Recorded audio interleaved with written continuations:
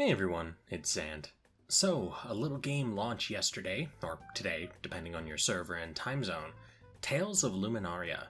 This sucker got announced at the tail end of August, and here we are, only a few months later, with it in our hands.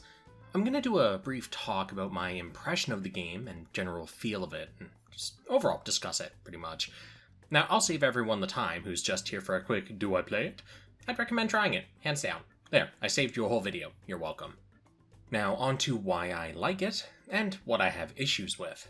We'll start with the long list of likes, cause there's a lot to enjoy here. First off, the menu looks super clean, once you get used to it. Everything is at your fingertips, and sorted with mostly colorful tiles, and effectively every tile has something that makes it pop. It overwhelmed me at first, but once I played with it a little bit and kinda saw what it was about, heck if I can look at boring button-based menus again, this thing's actually really cool. Second, let's talk about Gacha. In a normal Gacha game, you'd roll to obtain new characters, potentially outfits, weapons, gear, whatever. Luminaria's locked it down to just gear, and in an interesting way. One I think I rather like. I'll need to play it a little more to really make heads or tails of it. First off, the Gacha has a base 5% SSR rate. Comfortable. Now, every time you roll the Gacha, you're going to get a summary screen afterwards. It looks overwhelming, but it's directly tied into gacha and equipment. See, when you get an armor, or weapon, every character in the game that can use it gets a boost to their power and XP towards their level cap.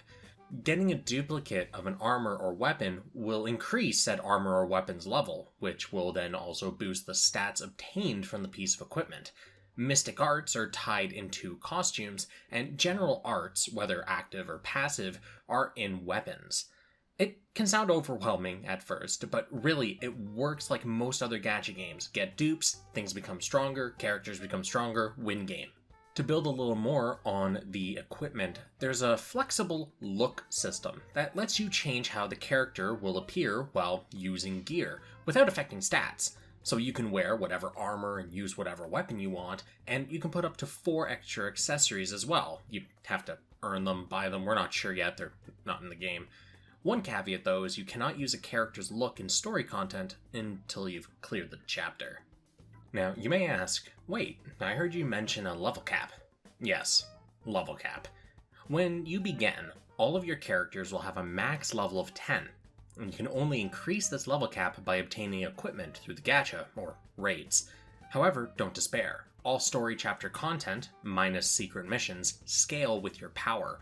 Thus, you'll never be truly left out in the cold, and can casually enjoy the game, even if you hoard everything ever and never use the gacha. You may have an issue in multiplayer for raids and for clearing secret missions, but that's optional content, since you don't need to farm materials to upgrade your characters or anything. Gold is just used to buy ingredients to cook food. So, honestly, I think it's unusually casual. As for the graphics, I think the video I have going in the background here can answer that for you. I will note I'm playing on the highest available settings for Android. The environments look great, as long as you aren't scrutinizing the backdrop too much. It has beautiful looking cutscenes, granted with some animation jank, but that's Tales for you. Lovely particle effects, and more really bring a great look to this game overall. Combat, as you can see, is very simplistic. Moving, dodging, attacking, charge attacks, arts, and mystic arts are all cooked into one area of the screen at the bottom, and most into one button. Countering is also a mechanic that exists, but it's moody and doesn't like showing up all the time, but land one and watch the damage go burr. You can see every enemy currently aggroed onto you by the circle underneath your character with arrows pointing to each one, which is really helpful in a game like this where sometimes you will just run into a field of 10-12 enemies, and it's nice to know where they all are. Story chapters will have you progress down a more or less linear hallway with some splits for collectibles, shards, chests, and secret mission portals. And if you miss anything, that's fine. You can freely replay the whole story, or just a select part of it, and you can just do that at any time after you've completed the whole mission. So don't worry about missing something. You just go in, collect it, and just quit out afterwards, because that's the other really neat thing, is there's actually a button in the settings, take a break. Once you've collected any of the collectibles, so any of the fragments, any chest, any mission portals, and unlock a secret mission, you can just quit out it'll retain that. It won't save your exact location most of the time because it'll just roll you back to the beginning of the chapter you started in, but it's nice. Now, I did mention how story chapters scale to your level, and secret missions do not. You gotta work for those 20 crystals and the A rank rewards for them, and these should give you a good challenge when you look at the rest of the game. It being extremely casual, it having some relatively difficult content is nice to see. There's also no stamina, so you could do whatever you want, whenever you want. Feel like playing somebody's story for the 17th time today? Sure, why not? Feel like just sitting down doing nothing but binging raids? Hey, nothing's stopping you but the queue system. It's actually really interesting to see the way they went with this. Like, when I saw Pokemon Masters do this, they had so much grind locked behind the stamina. Luminaria looked at it and said, you know what's cool? Letting people just play the game whenever they want, so we're going to do that. But we're not going to make it a grind. You can just play the game. You don't have to worry about needing to play it like 20 hours a day to get the materials. And I respect that. However, one thing that should be noted is that characters are only going to gain experience by playing in their story episodes. So if you do want to improve your characters, you will have to do that. But again, because everything is scaled to your character's power level anyway, it doesn't really matter. Yeah, it's interesting, and I feel like it needs a little more time to sit before I'm really sure as whether or not it's good. But first impressions, I do enjoy it quite a bit. Now, story-wise, this is fully independent from any other Tales entries, and it acts as effectively a new mainline entry. The developers had said old characters won't be appearing. We'll see about that. But if you've never played a Tales game before, you're not sure what Tales is about, maybe pick this up. It's extremely casual, gives you kind of a rough Tales experience, kind of the same outline as how the other games work. And yeah, if you enjoy it, maybe you'll enjoy a Tales game.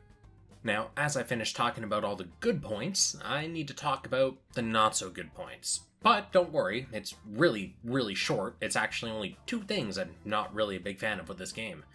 First off, the controls for battle. As I said, you have one main button for most actions. I've noticed it almost feels miscalibrated. Sometimes when I tap to attack, it'll read it as a swipe to dodge, and vice versa. Sometimes holding down the button to do a charge attack will make my character walk or run in a direction instead. This is extremely frustrating in secret missions when you're trying to fight really strong enemies or meet some kind of criteria. It feels like you're not just fighting the enemies and the clock, but the control scheme itself.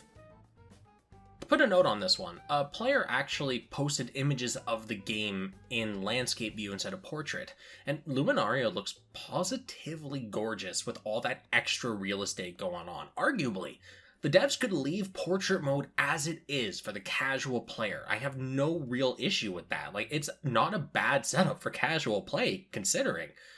But in landscape mode, expand the controls. Let the players have more direct interaction with what their character does. Make individual buttons for different attacks, main attack, charge attack, give a dodge button, all these little things they could do to expand it in landscape, and that would give people options. Do you want to just play one-handed casually because you want to reread somebody's story, or do you want to actually sit down and play a game for a little bit? It gives players the option, and I don't think it's terribly difficult to accomplish, all things considered, especially since the hardest part, the supporting landscape mode is already there.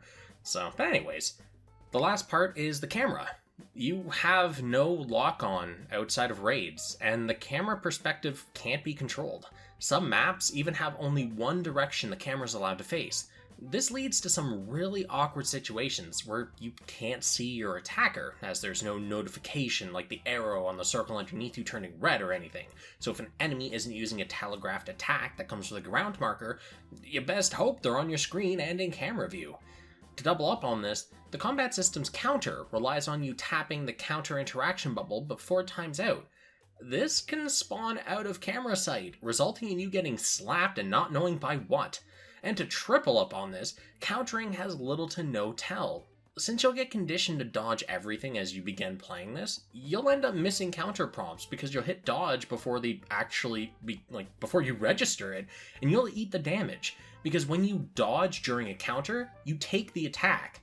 And there's nothing you can do to stop that. If you hit dodge or you swipe to dodge before you tap on the icon to counter, that's it. You're eating damage. There's nothing you can do about it. So that's pretty much it. Like, my only two issues with Luminaria are the lack of control on the camera and just some issues with the control schema that I have when I'm doing difficult content. When I'm just running around and doing the story, it's not a big deal. It's super easy. But when I'm doing secret missions, that's when all this stuff really starts to kind of show and kind of bother me. The good part is that the foundation for Luminaria, in my opinion, is really solid. They have a nice system for, gearing up your character, stats, the flexibility of everything. Just in general, I think that it's really good. It just needs some small tweaks to the controls and the camera. Hopefully, you all give it a try, because honestly, Luminaria is a really low player effort game. You can casually enjoy it and no stamina. I think honestly it's nice to just even try out for a couple of days. I'm having fun with it. I really hope it does well. It's another Tales entry and I love those. Just, yeah, those couple of fixes would be great. Thanks. Anyways, guys, with that, I'm gonna head out. I just want to do kind of a brief talk about Luminaria, because it did just come out, the English version anyways. I've been playing the JP server since it launched, because it actually has the full English translation and dub, which I found kind of funny. But yeah, it's up to you which server you want to play. Anyways, peace out, and I'll see you guys in the next one.